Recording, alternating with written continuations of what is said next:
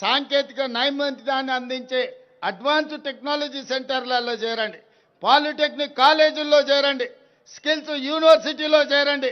ప్రపంచమే మీకు ఎర్ర తివాచి వేసి స్వాగతం పలుకుతుంది. ప్రపంచ నలుమూలల మీకు ఉద్యోగ ఉపాధి అవకాశాలు వస్తాయి. అందుకే మీ ఫోకస్ మార్చండి.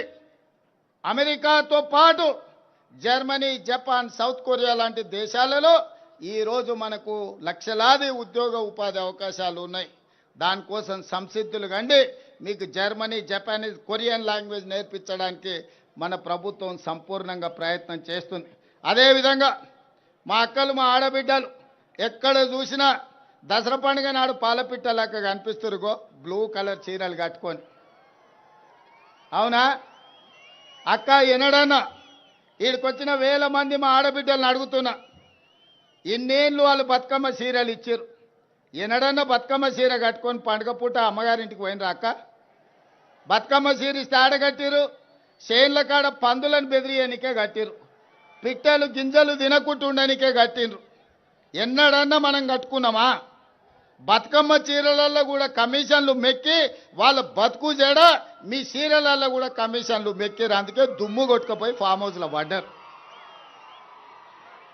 అందుకే ఇవాళ మా ఆడబిడ్డలకు, మా పుట్టింటి ఆడబిడ్డలకు పండుగ నాడు పెట్టే చీర సారె అని చెప్పి సమ్మక్క సారలమ్మ బిడ్డలకు సారె పేరు మీద చీర పెడితే వేలాది మంది ఇవాళ మా ఆడబిడ్డలు నన్ను ఆశీర్వదించడానికి మా తమ్ముడు వచ్చిండు, మా అన్న వచ్చిండు, మా రేవంత్ అన్న వచ్చిండు అని చెప్పి వేలాది మంది మీరు ఆశీర్వదించడానికి ఇక్కడికి వచ్చారు. ఈ చీర డిజైన్లో కానీ ఈ చీరల సెలెక్షన్లో కానీ సంపూర్ణంగా సీతక్క భాగస్వామ్యం తీసుకొని ఈ యొక్క అద్భుతమైన చీరల్ని మీకోసం తయారు చేయించారు. ఈ సంవత్సరం, పోయిన సంవత్సరం పాలపిట్ట రంగు చీరలు ఇచ్చినాం. ఈసారి చిలకపచ్చ చీరల్ని ఈసారి డిసెంబర్లో మా అక్కలకు పంపించబోతున్నా సారే కింద. మళ్ళసారి నేను వచ్చినప్పుడు మీరు ఆ చీర కట్టుకొని నాకు వస్తే కడుపు నిండా సంతోషం అవుతుంది. మా ఆడబిడ్డలందరూ కూడా నన్ను ఆశీర్వదించడానికి వచ్చిండ్రు. మీరు అండగా నిలబడండి, మీ సమస్యలన్నిటిని పరిష్కరిస్తా. ఒక పక్కన రక్తం పంచుకొని పుట్టకపోయినా మా సీతక్కను ఇంటి ఆడబిడ్డ కింద నేను చూస్తున్నా. ఇంకో పక్కన ఇంకొకడు ఉన్నాడు, రక్తం పంచుకొని తొడబుట్టిన ఆడబిడ్డను కూడా ఆస్తిలో భాగం ఇవ్వాల్సి వస్తుందని ఇంట్లోకెళ్ళి బయటికి మెడలు పట్టి దొబ్బిండు. ఇంత దుర్మార్గం ఉన్నది. సొంత చెల్లెలకే న్యాయం చేయలేనోడు తెలంగాణ రాష్ట్రంలో 2 కోట్ల మంది ఆడబిడ్డలకు న్యాయం చేస్తాడా?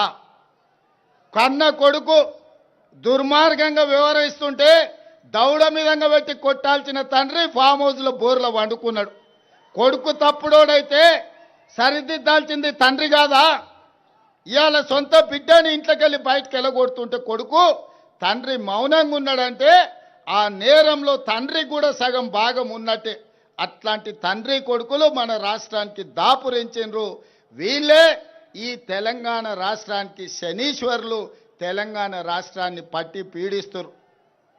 అతనికంటే గనుడు ఆచంట మల్లన్న అన్నారు. తండ్రి కొడుకులు ఇంట్లుంటే ఆ మేనల్లుడేమో రాష్ట్రంలో కరువు రావాలి, వర్షాలు కురవద్దు, ప్రజలు చావాలి అని తమిళనాడు, కర్ణాటక రాష్ట్రాలలో పోయి అఘోర పూజలు, క్షుద్ర పూజలు, చేతబడి పూజలు చేస్తున్నాడు. ఇట్లాంటోడు ఎవడన్నా ఉంటాడా? అధికారం పోతే ప్రజల సాగు కోరుకుంటాడా ఎవడన్నా? ఇంత సన్నాసులు ఈరోజు రాష్ట్రంలో ప్రతిపక్షంలో ఉన్నారు. కాబట్టి వాళ్ళు ఎన్ని పూజలు చేసినా, ఎన్ని క్షుద్ర పూజలు చేసినా, అఘోరరావు గారు అఘోర పూజలు చేసినా దేవుడు మన వైపు ఉన్నాడు. ఎందుకంటే మన ప్రయత్నానికి దైవ సంకల్పం కూడా తోడైంది. కాబట్టి ఎలినినో సందర్భంలో కూడా ఎల్లంపల్లి ప్రాజెక్టు నిండింది. ఇవాళ ఈ ప్రాంత వానలు పడ్డే హెలికాప్టర్లు వస్తుంటే సీనన్నని అడిగిన, మొత్తం ఎక్కడ చూసినా పొలాలలో, చెరువులలో నీళ్లు కనిపించినాయి. నాకు సంతోషమైంది, దేవుడు మన వైపు ఉన్నాడని. ఇవాళ దేవుడు కూడా మన దిక్కే ఉన్నారు. మీరందరూ కూడా సోదరులు, మా సోదరిమణులు నాతోనే ఉన్నారు. మంచి పరిపాలనను అందించుకుందాం, పాడి పంటలు పండించుకుందాం, తెలంగాణ రాష్ట్రాన్ని సుభిక్షంగా పరిపాలన చేసుకుందాం. మన రాష్ట్రాన్ని మనమే బాగు చేసుకొని మన రాష్ట్రాన్ని మనమే అభివృద్ధి పదం వైపు నడిపించుకుందామని తెలియజేస్తూ మీ అందరి దగ్గర సెలవు తీసుకుంటున్నా. పరకాలలో కూడా మీటింగ్ ఉన్నది. అక్కడ మిగతా విషయాలంతా మళ్ళీ మాట్లాడతాం. మా యువకులను అందరిని కూడా అక్కడికి రమ్మని చెప్తూ మీ అందరి దగ్గర సెలవు తీసుకుంటున్నా.